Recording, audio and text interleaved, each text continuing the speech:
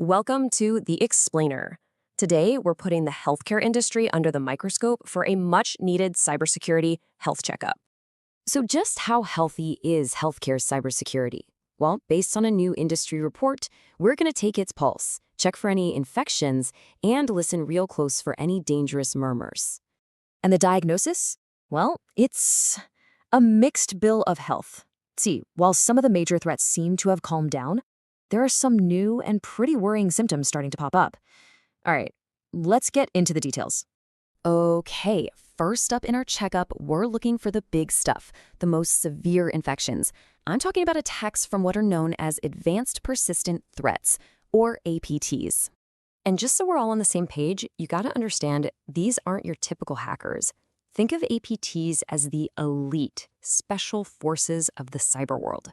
They're often state-sponsored, incredibly sophisticated, and they play the long game. So what's the trend look like? Well, what's really interesting here is the direction things are headed. The overall risk from these elite groups, it's still rated low, but, and this is a big but, the number of campaigns has gone from 0 to 2 in just the last 90 days. Right, so what does this really mean? The good news is the patient isn't in critical condition. Not from these major threats anyway. But the bad news? That uptick is a symptom we absolutely cannot ignore. It might seem small, but it could be a sign of something bigger. All right, let's move on to our next test. This time, we're putting our ear to the ground, listening for those whispers on the dark web where cybercriminals are talking shop.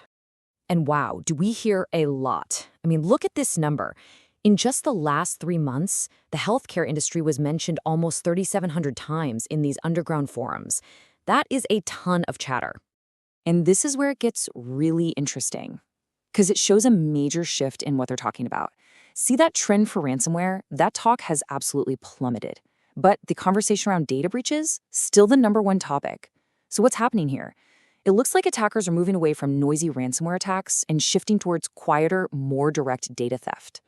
And the report itself basically confirms this. It says there's a, and I quote, notable reduction in ransomware-focused chatter. Why? It's likely an attacker pivot towards quieter data theft and extortion models. In other words, they're getting sneaky. Okay, for our final test, let's go looking for cracks in the system. The underlying weaknesses that hackers just love to find and exploit. So at first glance, things look surprisingly good, actually. Healthcare ranks 10th out of 14 industries for overall vulnerabilities. You'd think that's cause for celebration, right? Well, not so fast.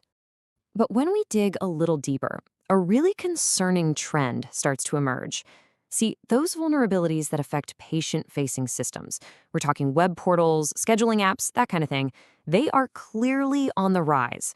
While other vulnerabilities are going down, these are heading up. And this is so important. What this means is that the digital front door, the patient portals and scheduling systems designed to make our lives easier, that's becoming the new big target. It's like leaving the front door wide open. Okay, so after all these tests, what's the final prognosis? What's the final word from this checkup? Well, it really is a classic mixed diagnosis. You've got some good news for sure. The risk from those major APTs is still low, and that loud ransomware chatter has died down. But then you have the concerning symptoms.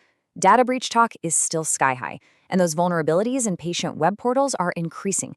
Criminals are getting quieter and smarter, focusing on stealing data right from under our noses. So that leaves us with one big final question. The diagnosis is stable for now.